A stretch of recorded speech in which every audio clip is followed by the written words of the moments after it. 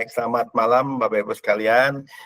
Senang sekali ya kita malam ini bisa bertemu, walaupun kita bertemunya secara online ya. Mungkin suatu saat nih bisa kita ketemu nggak hanya online, tapi bisa ketemu di darat ya, bisa ngopi-ngopi bareng gitu ya. Sharing-sharingnya biar lebih lintan, lebih lebih enak sambil ngopi gitu ya. Nah, sebelum saya mulai, saya akan memperkenalkan diri. Tadi sudah disampaikan sama Mbak Dewi ya, kita dari tim dari Sembinaga. Nama saya Edi ya, Edi Santoso, ini sesuai ada di screen. Saya sebagai Region Mortgage Sales Head di CMB Niaga, domisili di Jakarta. Kemudian tim saya ada juga di sini ada Ibu Leni Susanti ya. Ini sebagai NBC Mortgage Area Manager East, domisilinya juga di Jakarta. Kemudian ada juga di sini tim saya namanya Ibu Sinto Marlinto, area manager sales mortgage Jakarta A. Ini juga domisilinya ada di Jakarta, semuanya ada di Jakarta. Dan ada satu lagi yang kita harus sebut nih Mbak Dewi ya, namanya ya Tante Tia. Mana Tante Tia? Malam Tante Tia. Malam Tante. Ini jangan melihat. Tante kamera dong. Gak bisa kamera. Oke, nggak apa-apa. Bapak sekalian, kita semuanya memang domisili di Jakarta, tapi nggak usah khawatir karena memang jangkauan kita di seluruh Indonesia ya. Kita ada dari Sumatera, Jawa Timur, Jawa Tengah, dan sampai dengan Sulawesi dan semuanya ada. Oke, untuk mempersingkat waktu, saya mulai saja ya, Bapak sekalian. Mungkin bisa dibantu dengan Mbak Dewi untuk materinya ya. Oke. Nah, Bapak-Ibu sekalian, pada kesempatan kali ini kami sangat beruntung ya bisa berinteraksi langsung secara online dengan Bapak-Ibu sekalian, para pengusaha Mamikos. Mungkin di sini teman-teman di sini juga sudah pernah menggunakan jasa Mamikos ya, termasuk saya sudah pernah menggunakan nih, karena waktu itu saya nyariin kos buat anak saya ya, cuman nggak tahu, mungkin salah satu di antara Bapak-Ibu sekalian di sini ada ya, karena juga nggak tahu ya. Nah, di sini sharingnya cukup menarik ya, strategi jitu dapatkan dan kelola pembiayaan modal bisnis kos-kosan. Nah, ini kayaknya topik yang sangat menarik dan akan banyak pertanyaan nih kayaknya nih teman-teman ya. Oke, kita lanjut Mbak Dewi, next. Bapak-Ibu sekalian, bahwa semua usaha tentunya butuhlah apa yang dinamakan modal ya. Baik itu usaha kecil, menengah maupun usaha yang sifatnya itu besar, modal itu pasti tentu akan dibutuhkan. Baik itu kalau usahanya kecil, mungkin modalnya juga kecil, kalau usahanya menengah, modalnya juga menengah, kalau skala besar usahanya, modalnya juga tentunya besar. Nah, modal itu sendiri, Bapak sekalian, kalau kita lihat, modal itu kalau dilihat dari sisi sumbernya itu ada dua ya. Ada dua, yang pertama tentunya adalah modal internal, yang kedua adalah modal secara eksternal. Modal internal itu apa? Modal internal itu misalnya tabungan ya, mungkin dari sekian semua teman-teman pengusaha ini tentunya juga setiap bulan pasti ada saving ya, dari hasil usaha kos-kosannya tentunya semuanya tidak dibelanjakan, tentunya ada yang di saving, nah itu bisa dipakai sebagai modal. Kemudian yang kedua adalah mungkin saham, nah, mungkin kalau ada yang udah berbadan hukum dan ada pemegang sahamnya, nah saham ini bisa kita gunakan sebagai modal internal. Kemudian berikutnya apa? Berikutnya adalah aset internal, ini juga bisa kita pakai sebagai modal. Misalnya ada aset yang kita pakai, kita jual, nanti digunakan untuk menambah modal. Dan yang tidak kalah pentingnya ada apa? Skill ya, skill itu juga bisa dikatakan sebagai modal walaupun memang tidak berbentuk. Yang kedua, modal dari sisi sumbernya ada modal eksternal. Modal eksternal itu didapat dari mana? Pertama adalah dari investor. Yang kedua adalah modal dari bank atau lembaga keuangan lainnya. Nah, modal dari bank lah, ini yang akan kita kupas ya pada malam ini, kita diskusikan malam ini, yang akan bisa membantu mensupport dari Bapak Ibu sekalian untuk mengembangkan bisnisnya. Next, Mbak Dewi. Nah, Bapak sekalian, di sini tentunya dalam usaha namanya perencanaan keuangan, manage keuangan itu sangat penting sekali ya. Manage keuangan itu sangat penting sekali. Tentunya tadi sudah kita singgung di depan bahwa menyisihkan sebagian keuntungan, sebagian dari income itu sangat penting sekali ya, terutama untuk saat-saat ini ya. Nah, penyisihan dana tadi biasanya ada dua model. Yang pertama, apakah ditaruh dalam bentuk tabungan atau dalam bentuk investasi. Nah, kalau bentuk tabungan itu banyak sekali sekarang ya produk-produk yang sudah dikeluarkan oleh baik itu bank maupun lembaga-lembaga keuangan lainnya, misalnya ada deposito, bunganya lebih besar daripada tabungan. Kemudian tabungan sendiri itu sudah bermacam-macam sekarang. Ada tabungan bisnis, ada tabungan berjangka, ada tabungan pendidikan, ataupun giro. Giro biasanya ya buat teman-teman usaha ya, untuk ngeluarin cek atau giro biasanya menggunakan itu. Ya, atau yang kedua adalah berinvestasi. Investasi itu macam-macam ya, bisa dalam bentuk saham ataupun dalam bentuk reksadana. Saham itu lebih berisiko, kalau kalau reksadana itu lebih risikonya lebih kecil. Nah, pengelolaan keuangan ini tujuannya bagus Bapak Ibu sekalian. Tujuannya adalah yang pertama adalah untuk menjaga cash flow ya, untuk menjaga cash flow kita, untuk perencanaan ya. Tentunya Bapak Ibu sekalian sudah punya rencana tahun depan mau nambah 1 lagi, tahun kedua mau nambah 3 lagi, tahun kelima mau nambah lagi gitu ya.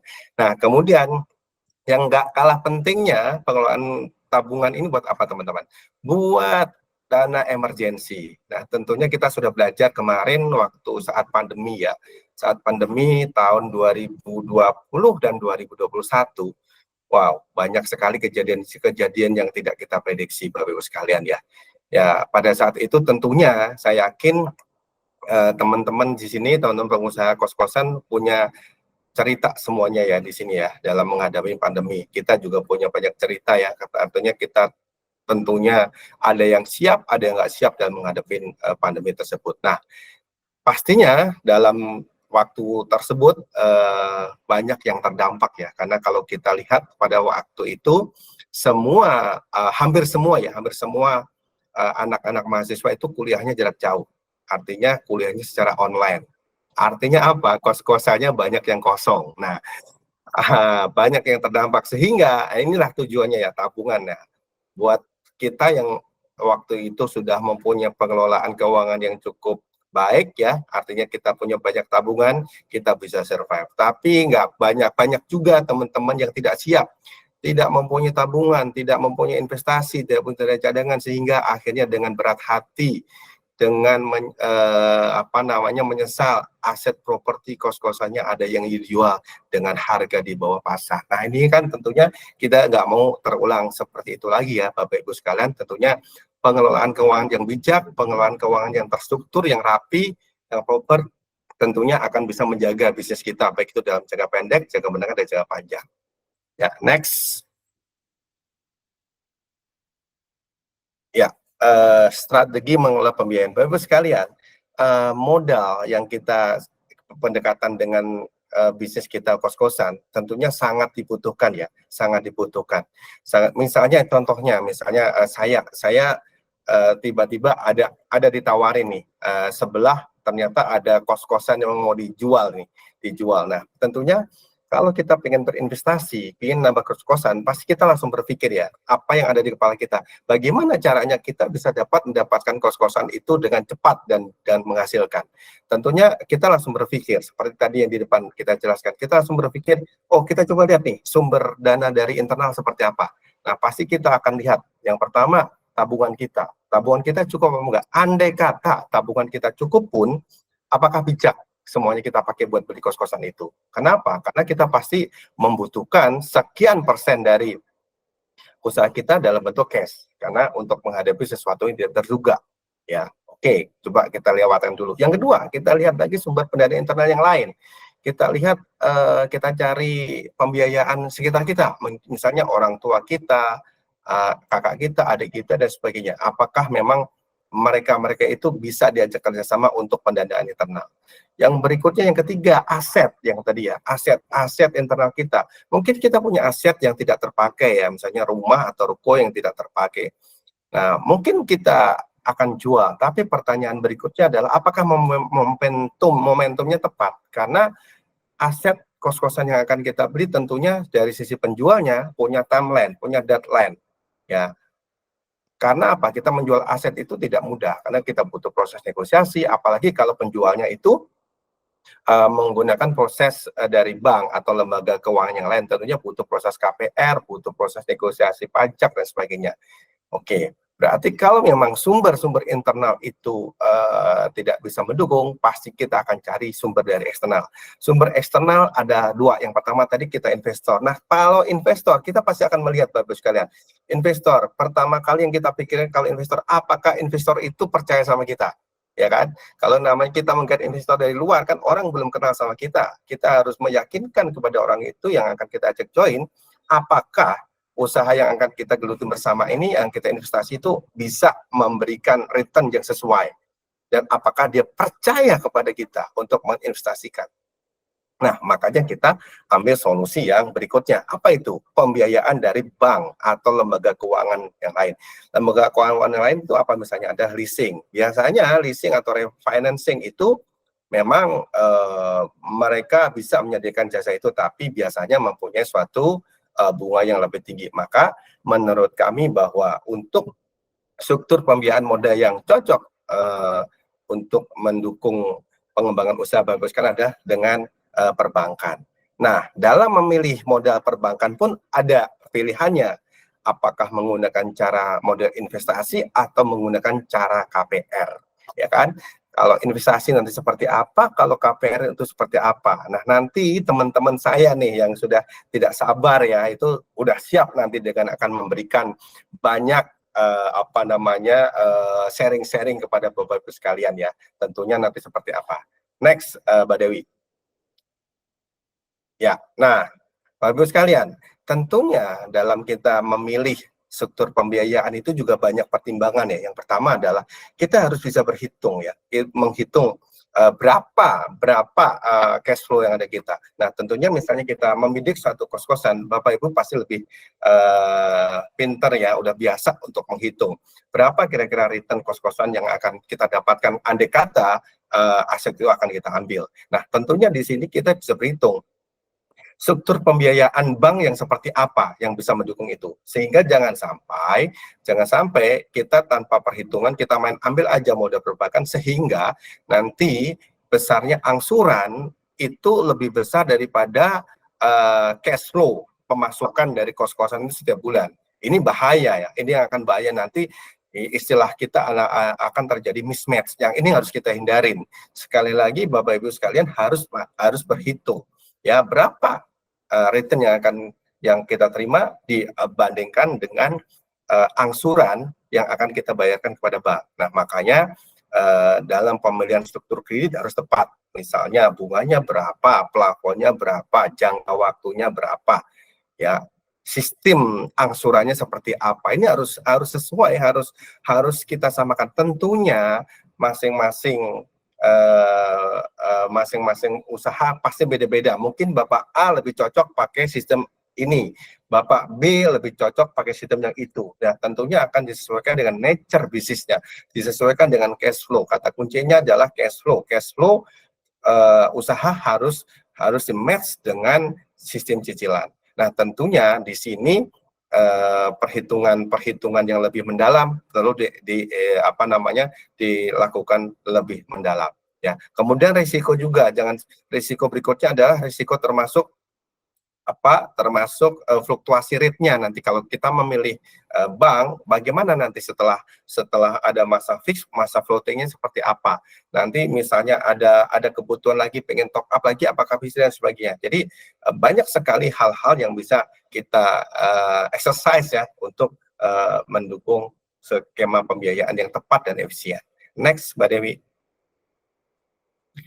Nah, berikutnya kalau kita sudah memilih jenis pembiayaan yang seperti apa, yang nggak kalah pentingnya apa Bapak Ibu sekalian, bagaimana prosesnya ya. Nah, kalau tadi saya di awal sudah bilang kita ada di seluruh Indonesia, misalnya di sini Bapak Ibu ada di Lampung, Pak kalau di Lampung apakah bisa proses, saya Midaga apakah bisa bantu proses, Pak saya ada di Makassar bagaimana caranya. Nah, itu banyak sekali yang bisa kita bantu. Kemudian bagaimana dokumennya Pak, dokumennya susah apa tidak, dokumennya simpel apa enggak, prosesnya berapa lama. Nah, ini juga jadi alternatif ya, jadi pertimbangan dari Bapak sekalian dalam memilih skema pembiayaan. Dan yang terakhir adalah manfaatnya. Manfaat pembiayaan ini apa? Artinya kalau kita ambil misalnya nanti produk Semidaga KPR produktif, apa yang manfaat yang akan kita terima? bagaimana plafonnya seperti apa, kemudian nanti bunganya seperti apa, ada manfaat-manfaat yang lain nggak yang bisa kita terima selain dari plafon yang ada.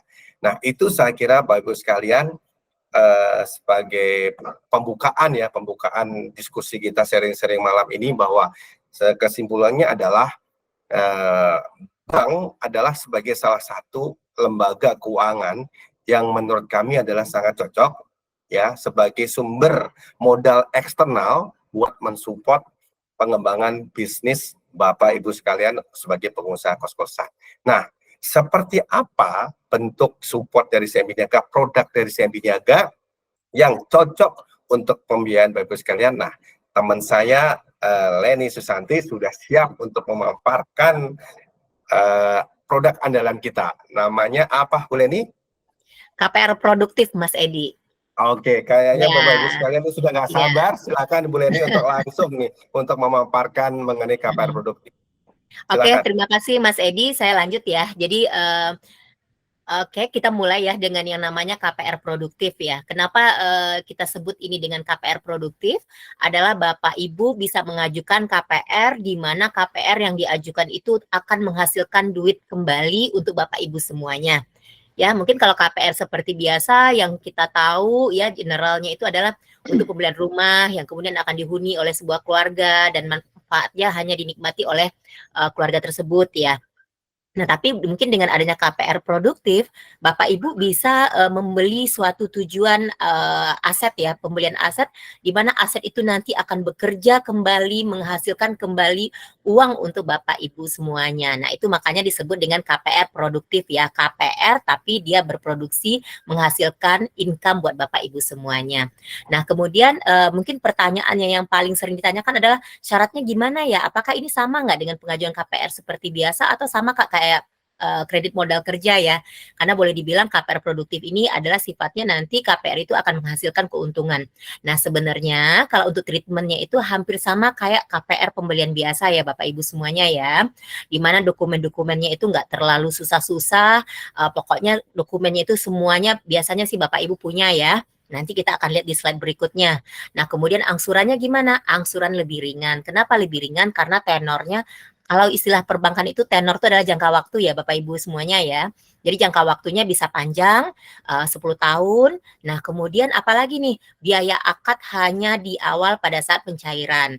Nah, mungkin kalau kita lihat Bapak Ibu semuanya mungkin kayak kredit modal kerja ya yang ada selama ini, itu setiap tahun sekali dilakukan review. Nah, begitu di-review, diperpanjang, otomatis ada biaya lagi ya di depannya. Nah, kalau ini enggak.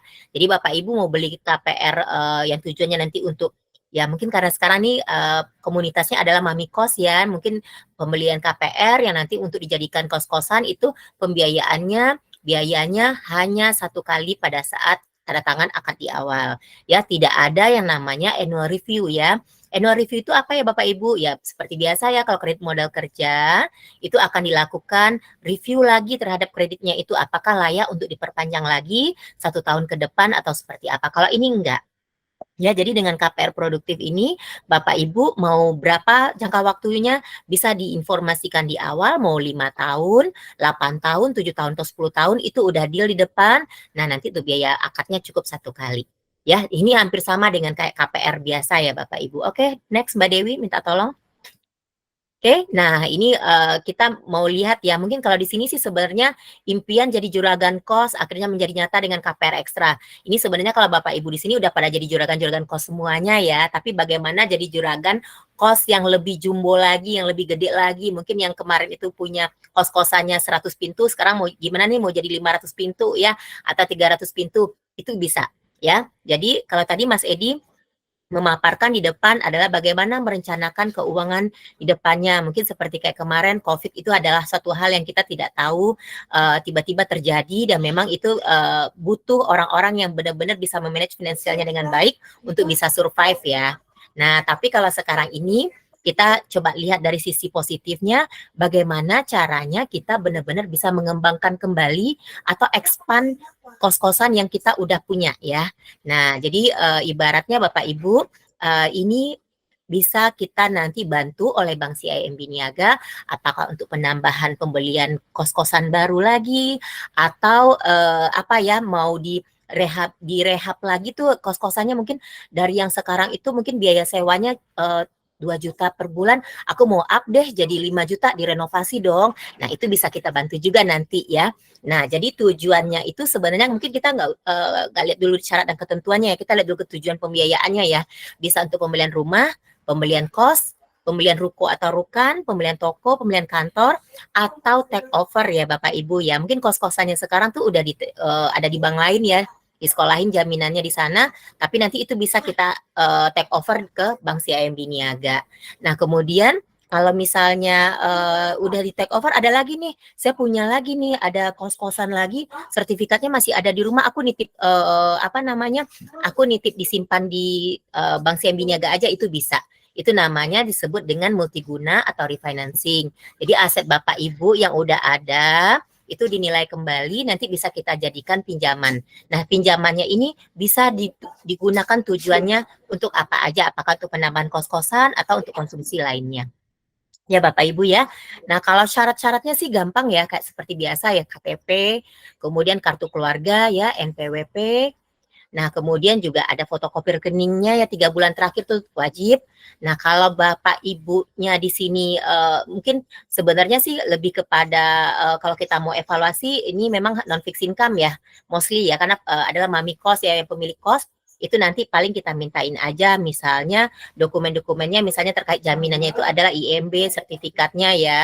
Terus kemudian kalau Bapak Ibu mengenai izin kos-kosannya ada nggak SKDU-nya atau apa, itu paling yang akan kita mintakan. Ya. Oke, next Mbak Dewi.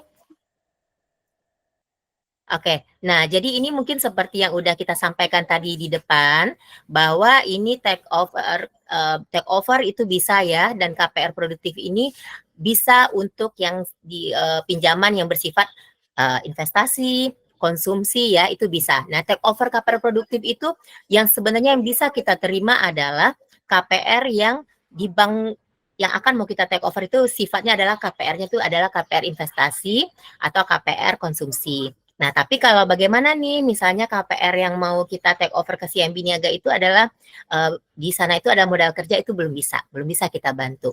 Jadi yang bisa kita take over dialihkan ke Bank CIMB Niaga hanya yang sifatnya untuk investasi dan konsumsi. Ya, mungkin Bapak Ibu di sini ada yang mungkin agak kebingungan juga ya, ini apa sih beda investasi dan konsumsi?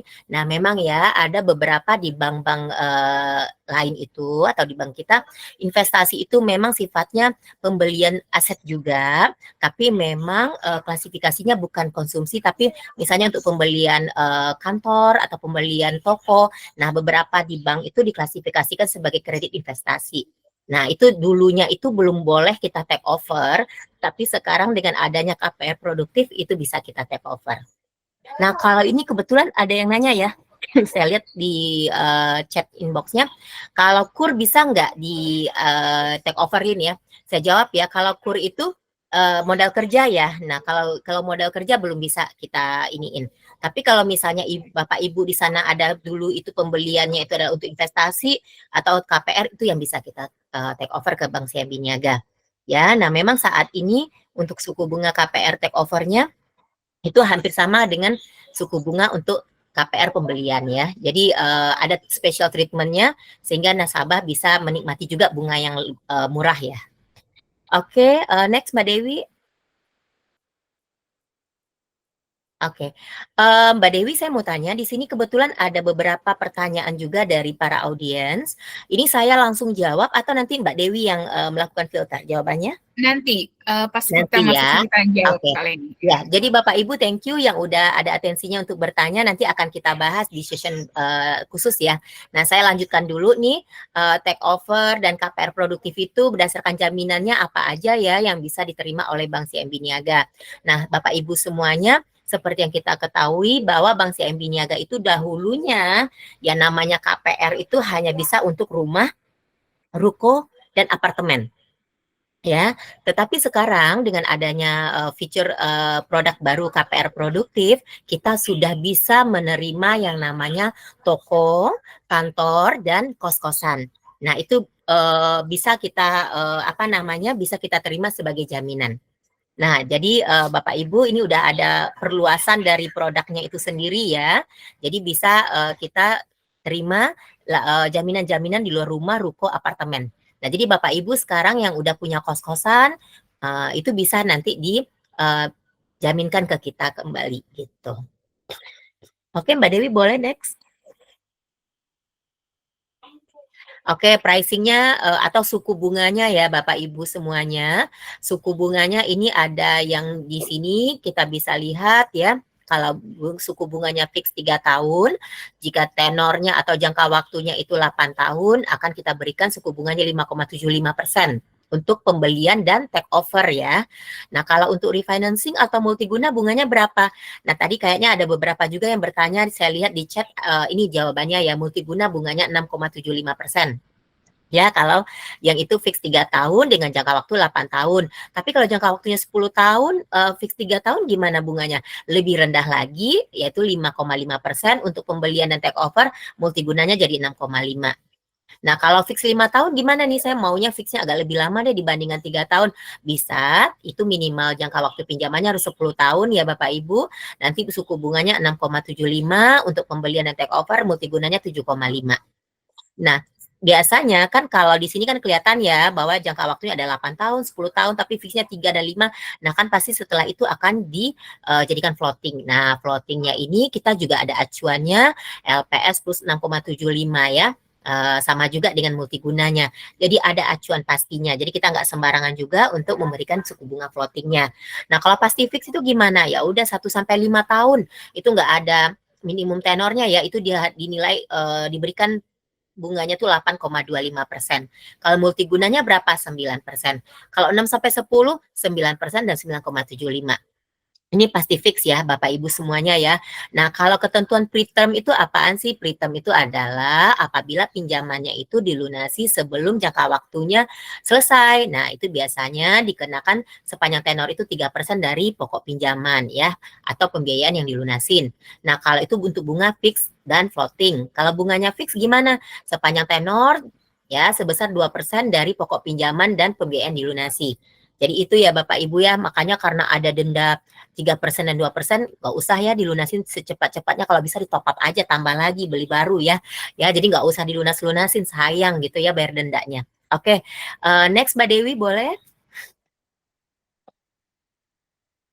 Oke, wah kayaknya saya yang kecepatan atau gimana kayaknya enggak sih ya. Memang kita membuat bagaimana caranya ini tidak membosankan Bapak Ibu ya. Tapi saya senang banget ya. Ini kebetulan dilihat di chatnya udah banyak yang bertanya. Tapi sebelum pertanyaan Bapak Ibu kita jawab, nanti akan ada nih Kakak Sinto yang akan bertanya dulu kepada Bapak Ibu nih ya untuk quiz time-nya. Mungkin apakah tadi pada dengar, pada nyimak yang kita sampaikan dari Mas Edi sampai saya. Semoga ada yang ingat ya. Jadi begitu ditanyain ada bisa jawab, nanti ada hadiahnya. Oke, Kakak Sinto boleh lanjut silakan. Oke, terima kasih Kakak Leni. Selamat malam Bapak Ibu. Nah, kita nih Bapak Ibu waktunya kita untuk kuis. Mungkin ini bagian yang ditunggu-tunggu ya. Dan kita juga bisa bersantai di sini. Bapak Ibu, ini kita ada 10 pertanyaan untuk 10 orang pemenang. Caranya, cukup Bapak Ibu cat di kolom aja nanti dengan jawaban yang benar dan yang paling tercepat ya Bapak Ibu ya. Jadi jawaban yang benar dan kecepatan tangan nih Bapak Ibu. Berhubung di sini ada ribuan peserta, sementara pemenangnya hanya 10, jadi kita butuhkan nih Bapak Ibu jawaban yang benar dan kecepatan tangan Bapak Ibu sekalian. Nah, hadiahnya apa? Itu nanti ada merchandise. Mungkin udah disampaikan sama Mbak Dewi di awal bahwa nanti hadiahnya itu akan kita kirim ke alamat Bapak Ibu masing-masing ya. Oke, Bapak Ibu, tanpa menunggu lama-lama lagi, Mbak Dewi boleh di-start kuisnya? Oke, Bapak Ibu udah siap-siap semua nggak nih Bapak Ibu? Udah? Pertanyaan pertama, kita mulai dari apa bahasa Mandarinnya rumah kos Bapak Ibu? Coba, ini siapa yang paling cepat nih? Wah, banyak banget sekali pertanyaan, jawaban yang sudah masuk. Siapa yang paling cepat kita lihat? Wah, ada udah berapa jawaban nih? Udah banyak ribuan jawaban yang datang. Saya sampai bingung memilih yang mana. Tapi karena ada yang tercepat, Sudah siap belum ya Bapak Ibu? Oke. Wah, udah banyak sekali yang masuk jawabannya. Nah, kita lagi menunggu ya Bapak Ibu ya jawabannya. Jawabannya sudah pada benar. Tapi kita lagi nunggu siapa yang paling cepat. Nah, kemudian Bapak Ibu kita ini sambil menunggu siapa yang paling cepat, ini saya coba ke pertanyaan yang kedua ya. Nanti sambil menunggu jawaban yang paling cepat, kita masuk ke pertanyaan yang kedua dulu ya Bapak Ibu. Oke, Mbak Dewi boleh di-share pertanyaan yang keduanya. Nah, pertanyaan kedua seperti yang Bapak Ibu lihat di layar Bapak Ibu, kata indekos berasal dari kata indekos dari frasa bahasa apa? Wah, jawabannya sudah pintar-pintar semua ini kayaknya nih Bapak Ibu nih. Wah, luar biasa nih. Saya sampai bingung memilih yang mana. Saking jawabannya semua benar. Tapi saya harus adil, yang tercepatlah yang kita pilih. Ayo Bapak Ibu, wah antusias sekali. Karena mungkin merchandise dari CIMB Niaga cukup. Ayo. Wah, banyak sekali nih. Saya sampai terkagum-kagum nih. Wah, ada C. Oke Bapak Ibu, karena ini saya lagi mendata jawabannya.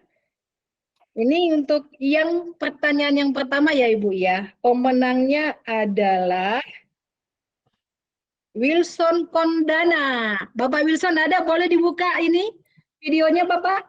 Biar berkenalan sama kita sekalian. Wah, Bapak nih mana nih Bapaknya nih? Saya coba cek ya, Bapak buka ininya Pak. Lagi yang di kereta ini jangan-jangan nih Bapak nih. Halo Bapak Wilson. Selamat ya Pak. Wah, Bapak Wilsonnya belum ini nih. Halo. Malu-malu. Kedengeran suaranya? Iya, nggak perlu make up Pak. Ah, ternyata tampan sekali pantainya malu-malu tadi ya. Oke. Untuk yang pertanyaan kedua, itu pemenangnya adalah David. Bapak David ada, nanti Bapak Ibu dinantikan aja ya. Itu merchandise-nya akan dikirim ke alamat Bapak Ibu masing-masing. Oke, yang Bapak David ada?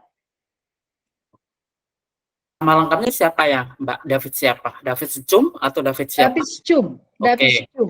Berarti banyak David ya di sini ya? Iya. Silakan Bapak David Secum ya untuk membuka ya, kameranya. Kita lanjut ke pertanyaan ketiga.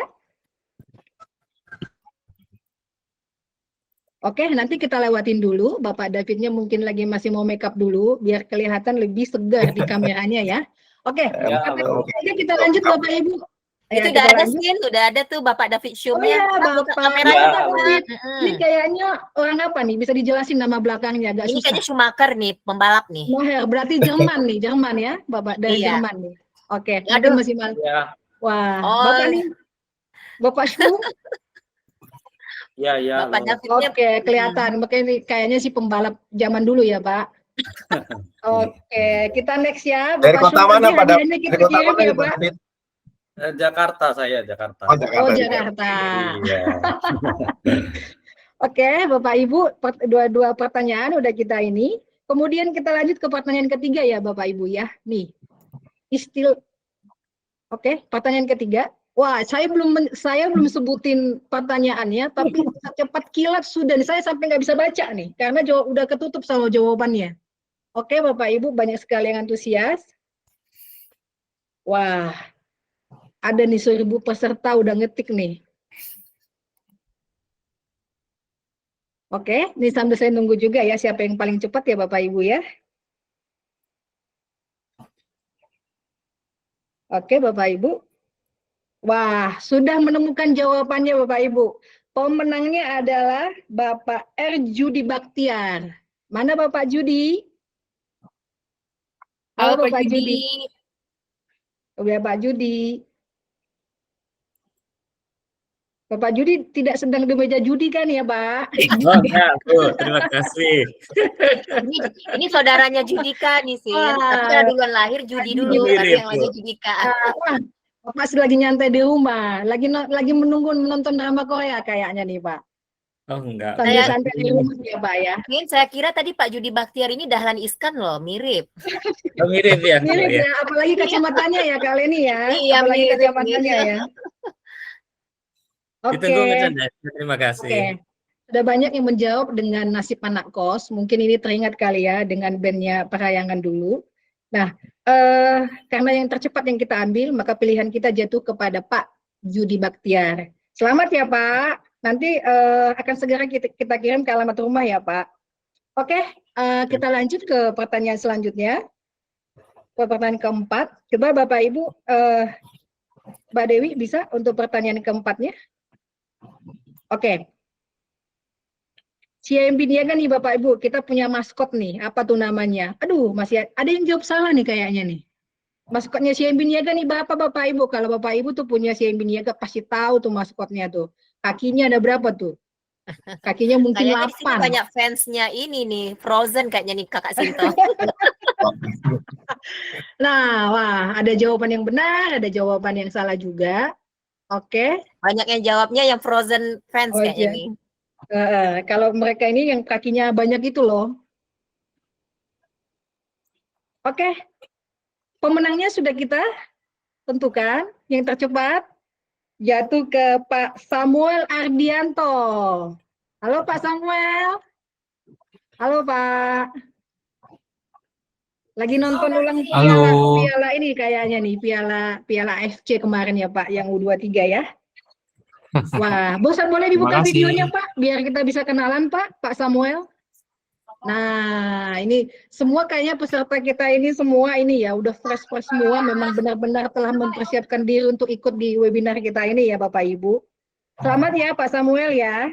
Ya, terima Hadiahnya kasih. akan segera dikirim ya Pak ke rumah Bapak. Iya, terima kasih. Terima kasih. Oke, Mbak Dewi, kita next ya untuk pertanyaan selanjutnya. Ya, ini pertanyaan kelima ya. Ini saya rasa pasti semua orang tahu. Wah, masih ada ya jawaban yang salah ternyata. Karena mungkin kalau yang salah jawab itu mungkin nggak pernah melakukannya. Itu sebenarnya yang jawabannya A itu adalah aspirasi Kak Sinto, bukan jawaban.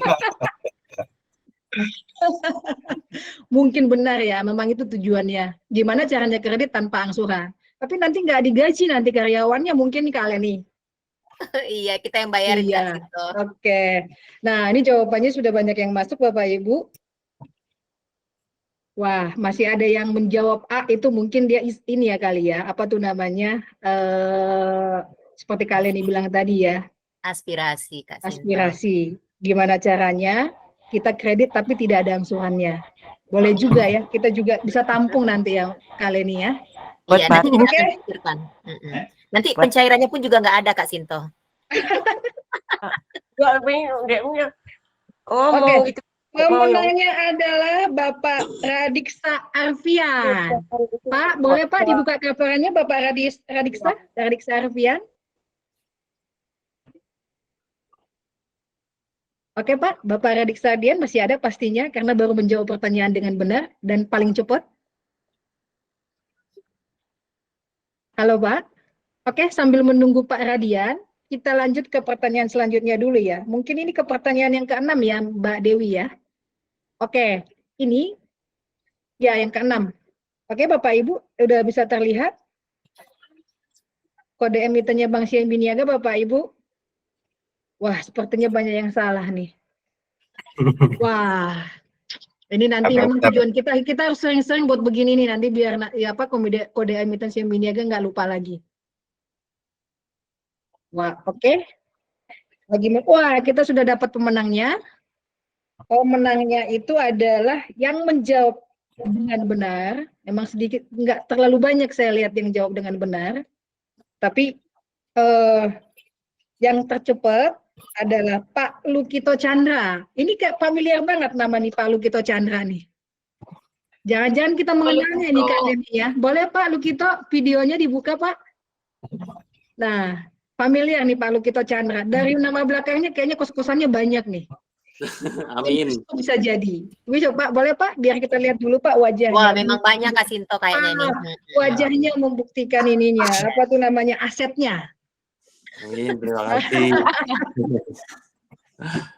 Oke Pak, selamat ya Pak Chandra ya. Nanti hadiahnya ditunggu. Oke, terima kasih. Oke Mbak Dewi, kita ke pertanyaan selanjutnya. Pertanyaan ke-7.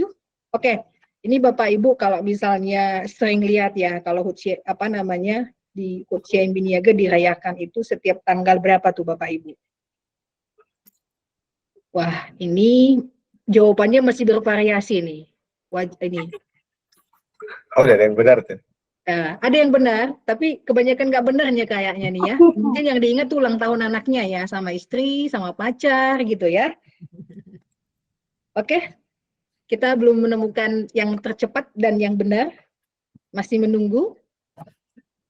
Wah, ini ada Pak Muhammad Zaidan nih, Kak, 26 September. Oke. Kemudian Pak Adityo juga menjawab dengan benar juga, tapi kita mau cek dulu siapa yang paling tercepat di antara jawaban yang benar. Oke? Nah, kita udah dapat nih Bapak Ibu, itu dari tadi kalau saya lihat tuh pemenangnya tuh laki semua, cowok semua pemenangnya. Kayaknya kita harus beri kesempatan kepada Ibu Windy Dwi Yulianti. Pemenang pertama cewek ya, dari tadi tuh cowok semua ya, kayaknya yang punya kos-kosan tuh kayaknya bapak-bapak ya. Jarang kayak, padahal istilah itu ibu kos biasanya ya, jarang bapak kos. Oke, Mami kos. ini Windy Dwi Yulianti, boleh videonya dibuka, Bu? Kita ingin melihat cewek pertama yang menjawab pertanyaan dengan benar dan yang tercepat. Adakah, Ibu? Ibu masih malu-malu kayaknya. Kalau bapak-bapak mungkin lebih cuek ya. Tampil Halo, apa adanya. iya. Kalau ibu-ibu mungkin mau make upan dulu. Oh ya Bu Windy, apa kabar Bu? Selamat ya Ibu ya. Nanti akan segera kita kirimkan merchandise-nya ke rumah Ibu ya Bu. Baik, terima Oke, kasih. terima kasih Bu. Nah selanjutnya kita ke pertanyaan yang berikutnya. Itu boleh di Mbak Dewi boleh di oke. Tadi kan kita udah dengarin ya Bapak Ibu ya terkait dengan commercial mortgage. Nah, bunganya itu dimulai dari bunga. Nah, Bapak Ibu sudah ada terlihat di situ. Wah, jawabannya ini bervariasi juga. Oke, Bapak Ibu, ini banyak juga yang benar. Oke, kita udah temukan pemenangnya ya Bapak Ibu ya. Nah, pemenangnya itu adalah Rahman Iskandar. Bapak Rahman ada? Ada. Ada. Coba Pak dibuka Pak videonya Pak. Kita ngelihat Bapak Iskandar. Wah, barusan saja kita lihat merambutkan rambutnya ya Pak untuk terima hadiah kita. Sayang sekali kita hanya bisa kasih lihat online dulu Pak untuk sementara ya Pak ya. Oke, nanti akan kita segera kirim ke rumah Bapak ya. Tolong ditunggu ya Pak hadiahnya. Masih. Oke Pak, terima kasih. Oke, kita lanjut lagi pertanyaannya ke pertanyaan selanjutnya. Minta tolong Mbak Dewi di pertanyaan selanjutnya. Oke, pertanyaan selanjutnya adalah, kalau mungkin tadi udah dengar apa yang disampaikan oleh Kak Leni, mungkin Bapak Ibu udah langsung tahu nih jawabannya nih. Oke, jawabannya juga masih bervariasi. Pertanyaan yang ke-9 ini. Nah, masih sedikit saya lihat jawaban yang benar nih di antara Bapak Ibu. Wah, ini makin ke bawah makin benar nih semuanya. Tinggal kita cari siapa yang paling cepat. Oke, belum kita nemukan yang paling cepat.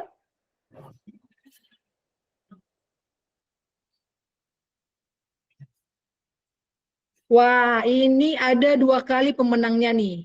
2 kali pemenang. Ini layak dapat hadiah lebih bonus nih kayaknya nih. Kalian dia menjawab pertanyaan dengan benar 2 kali. Itu Pak Samuel. Pak Samuel ada Pak? Pak Samuel Ardianto kembali lagi sebagai pemenang kuis di pertanyaan yang ke-9 Pak. Wah, Iya.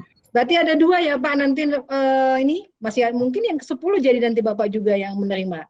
Amin. Diborong nih Pak Samuel semua hadiahnya CIMB Niaga nih. Oke Pak, terima kasih ya Pak. Oke, kita jadi irit nih ongkosnya nih. Ongkir ya Pak, kalau misalnya nanti kalau mungkin kalau Tokopedia bisa ongkir gratis ya. Kalau kita mungkin enggak, jadi ongkir hemat. Betul ya Pak? Oke, ini pertanyaan terakhir Bapak Ibu. Wah, tidak terasa nih, kuis kita yang 10 pertanyaan ini akan segera berakhir dengan pertanyaan yang ke-10. Coba Mbak Dian, Mbak Dewi, boleh di... Oke. Sudah. Sudah ya, oke. Ini jawabannya masih bervariasi juga. Oh, makin ke bawah sama seperti tadi semakin benar. Mungkin kalau semakin malam orang semakin fokus kali ya. Oke, kita tunggu siapa yang paling cepat. Oke, belum menemukan yang tercepat nih. Tapi jawabannya rata-rata sudah benar semua nih kayaknya. Oke, Bapak Ibu, sebentar. Kita lagi mau mencari siapa yang paling pemenang. Jangan-jangan ada 2 kali nih pemenangnya lagi sama kayak Pak Samuel. Oke, wah ini kita masih terus. Peserta kita sekarang itu masih ribuan. Karena 10 pertanyaan, Bapak Ibu cepat-cepat. Wah, kembali lagi kepada Bapak Erjudi Baktiar. Jadi ini ada dua orang pemenang ya, dengan hadiah tapi hadiah yang sama ya nggak apa-apa ya Bapak Ibu ya. Tadi kan hadiah semakin banyak. Oke, nah seperti yang info tadi, berarti ongkirnya semakin hemat. Oke, Pak Judi Baktiar nggak apa-apa? Boleh ditampilkan lagi di videonya Pak? Sebagai pemenang terakhir Pak Judi.